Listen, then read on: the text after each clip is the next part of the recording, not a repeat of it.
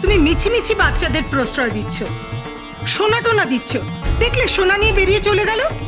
এত স্বাধীন চেতা ভালো নয় সাথী। মাফ করো বৌদি, আমরা এখনো কেউ ওকে সাথী বলে মেনে নিইনি। কেন মেনে নিতে দ্বিধা কোথায়? আমরা ওর সঙ্গে কথা বলে দেখেছি, ওই সাথী। তাছাড়া কোর্টে তো মোটামুটি প্রমাণ হয়েই গেছে যে ও সাথী। মোটামুটি প্রমাণ হয়ে যাওয়া আর একেবারে প্রমাণ হয়ে যাওয়া, দুটোর মধ্যে অনেক তফাৎ বদ্রিদা। আর তাছাড়া ও এখানে আমাদের ইচ্ছেতেও নেই, ও নিজের ইচ্ছেতেও নেই। ও আছে কোর্টের অর্ডার নিয়ে। কি বলছো কি তুমি? ঠিকই বলছি। আর সেই অর্ডারটা বার করেছে ওর দাদা আর বৌদি, যাদের অভিসন্ধি আমাদের এই সম্পত্তিটা দখল করে।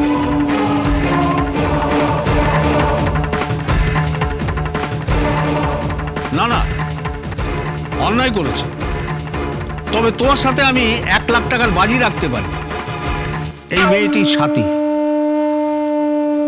তোমরা ওকে খুব কষ্ট দিচ্ছ। যাদের আমি নিজে হাতে দাহ করেছি, তাদের মধ্যে একজন এত বছর পরে কি করে ফিরে আসে বন্ধুরা? জানি না, চমৎকার তো অনেক সময় হয়।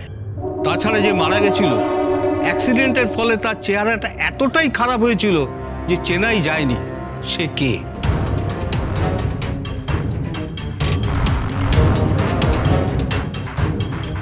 আন্দাজের বশে শাড়ি গয়না দেখে তাকে শনাক্ত করা হয়েছিল।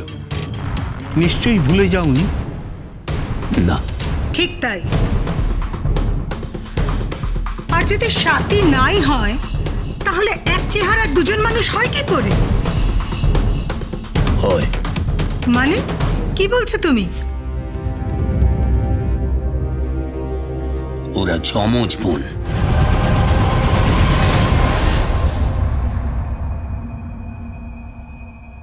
সদা সত্য কথা বলিবে, সদা সৎ পথে চলিবে, সদা সত্য কথা বলিবে, সদা সৎ পথে চলিবে, সদা সত্য কথা বলিবে, সদা সৎ পথে।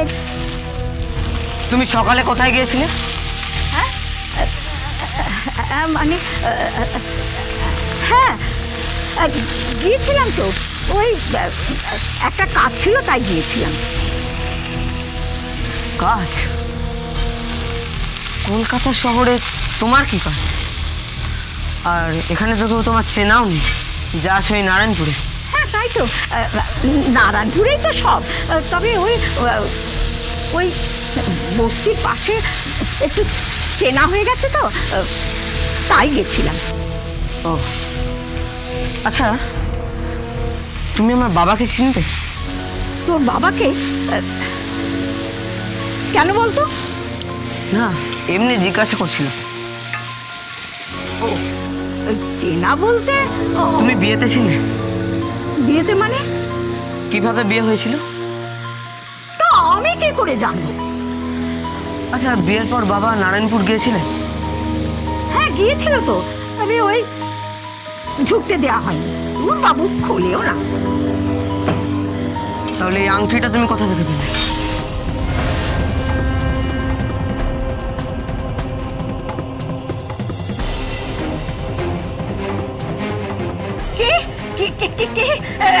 কোত্থেকে পেলাম মানে? তা কি রে দাদা? আংটি। বিয়েতে তো আংটি পরায়। তাই? হ্যাঁ, বিয়েতে মা এই আংটিটা বাবাকে পরিয়েছিল। তাই? দেখি দেখি, মা বাবাকে পরিয়েছিল এই আংটিটা। কি সুন্দর রে দাদা। হ্যাঁ, আর এই আংটিটা উদ্ধার হয়েছে তোমার ঝোলা থেকে। আর অনেক কিছু ছিল, আমি দেখেছি। কি? তুই আমার ঝোলায় হাত দিয়েছিস? হাত দিয়েছিস আমার ঝোলাতে? হ্যাঁ? না না, আমি আর থাকবো না, আমি চলে যাব, আমি এখান থেকে চলে যাব। কি? আমাকে অবিশ্বাস করা? আমাকে জেরা করা? ছি ছি ছি ছি ছি ছি ছি। আমি চোর না ছেচর? কলকাতার লোকের মন বড় ছোট, বড় অবিশ্বাসী মন তাদের। এইটুকুনি একটা ছেলে, তুই পারলি তুই আমাকে কথা বলতে? চিৎকার করছো কেন রাঙা দিদা? আমার দাদার সাথে ট্যাক ট্যাক করে কথা বলবে না। তোমার মেজাজে ধার নাড়ি না আমরা। কি ভেবেছো কি? তোমার চলেতে তো ওটা পাওয়া গেছে, আঙুলিটা পাওয়া গেছে। দাদা জিজ্ঞেস করেছে ভুল করেছে? বলো, চুপ করে আছো কেন বলো? চুপ করে আছি মানে? চুপ করে আছি মানেটা কি? তুই আমার ছোড়ায় হাত দিয়েছিস কেন? কেন হাত দিয়েছিস বল? কেন ঠাকুমা ছাড়া কেউ হাত দেয় না বলো? না দেয় না, আর দিলেও জিজ্ঞাসা করে দিতে হয়। দেখো, আমি কিভাবে হাত দিয়েছি, কেন হাত দিয়েছি সেটা জেনে তোমার কোনো কাজ নেই। আমার মনে হয়েছে তুমি অনেক কিছু জানো আমার মায়ের ব্যাপারে, আর এখন যা করছে তারও ব্যাপারে, তাই তোমাকে আমি জিজ্ঞাসা করলাম। আর এর উত্তর তোমাকে দিতেই হবে, দিতেই হবে এর উত্তর। না, আমি উত্তর দেব না, কিছুতেই আমি উত্তর দেব না। আমি কালই চলে যাব, কালই আমি এখান থেকে চলে যাব, আমি চলে যাব। দাদা, কি? পুরিটা মিথ্যে কথা বলছিল বাবার আংটিটা লুকিয়ে রেখে। ও কি জানে রে দাদা? জানি না, তবে এমন কিছু একটা জানি যেটা আমরাও জানি না। সেটা কি?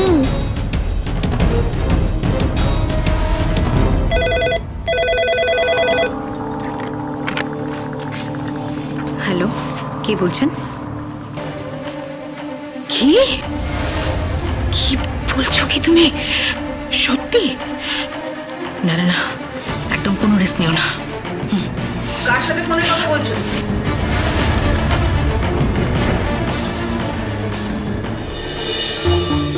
দিদি, তুমি? কার সাথে ফোনে কথা বলছিলে? না না, কারোর সাথে না। কার সাথে ফোনে কথা বলছিলে? ও তেমন কেউ নয়, ওই আর কি। সে তো দেখতেই পাচ্ছি, কিন্তু মানুষটা কে ছিল ফোনে? বলছি তো সেরকম কিছু না। তুমি ঠিক আছো তো? মানে তোমার শরীর ঠিক আছে তো? আমার শরীরে আবার কি হবে? হ্যাঁ, হ্যাঁ এমনি বললাম। দেখো, সামনে পুজো, দীপাবলি, চারিদিকে আলো, হইচই, লোকজন। এই সময় শরীরটা তো সুস্থ রাখতে হবে, তাই না? তার উপর সামনে ভাইফোঁটা। তারপর কুমারেশের আংটি তো চিনতে পারোনি শুনলাম। কে বললো চিনতে পারিনি? চিনতে পেরেছি তো। আর আমি আমার বরের আংটি চিনতে পারবো না? ওকে তো আমিই পরিয়েছিলাম। খুব চালাক না? নিজেকে খুব চালাক মনে করো, তাই না? এটা তুমি চালাকির কি দেখলে দিদি? দিনের পর দিন তোমরা আমার পরীক্ষা নিচ্ছ আর আমি দিয়ে যাচ্ছি। এমন কোনো পরীক্ষা নেই যাতে আমি পাশ করছি না, এমন কোনো প্রশ্ন নেই যার উত্তর আমি দিতে পারছি না। তবু কেন আমাকে বারবার এভাবে সন্দেহ করা হচ্ছে? কেন আমাকে বারবার জেরা করা হচ্ছে? কি চাইছো কি তোমরা? এই, গলার নামিয়ে কথা বল, এটা ভদ্রলোকের বাড়ি। তাই নাকি? আজ তো প্রথম শুনলাম। আর সবচেয়ে অভদ্র হলে তুমি, যে কিনা আমার ছেলেটাকে পড়াওনি পর্যন্ত, বন্ধনকে পড়াশোনা করাওনি, দিনের পর দিন 5 মাস কাটিয়েছো। লজ্জা করে না তোমার? কি বললি তুই? আমি তো ছেলেকে দিয়ে 5 মাস কাটিয়েছি, আমার লজ্জা করবে? তোর সাহস তো কম না। আর তুই কি করেছিস? 200 টাকা করে তোর ছেলেকে দিচ্ছিস, তোর লজ্জা করছে না? সেটা তখন আমি জানতাম না যে ও আমার সন্তান। আমি জানতাম না আমার সন্তান। কি মার ছিরি, এই নাকি মা? ছি ছি ছি ছি ছি ছি। তোর তো লজ্জায় মরে যাওয়া উচিত রে। তোর গায়ে থুতু দিতে ইচ্ছে করে, থুতু। ছি, মা গো মা, কি ঘেন্না, কি ঘেন্না। একে তো লোক ঠকিয়ে মিথ্যে কথা বলে দিনের পর দিন এখানে টাকার লোভে পড়ে আছিস। একটা অসভ্য অভদ্র মেয়ে। তুই কি ভেবেছিস? হ্যাঁ, কি ভেবেছিস তুই? এই সমস্ত সম্পত্তি তুই পাবি? একটা কারা করে তুই পাবি না। একটা সম্পত্তি তোর পক্ষে লাগবে না বলে দিলাম।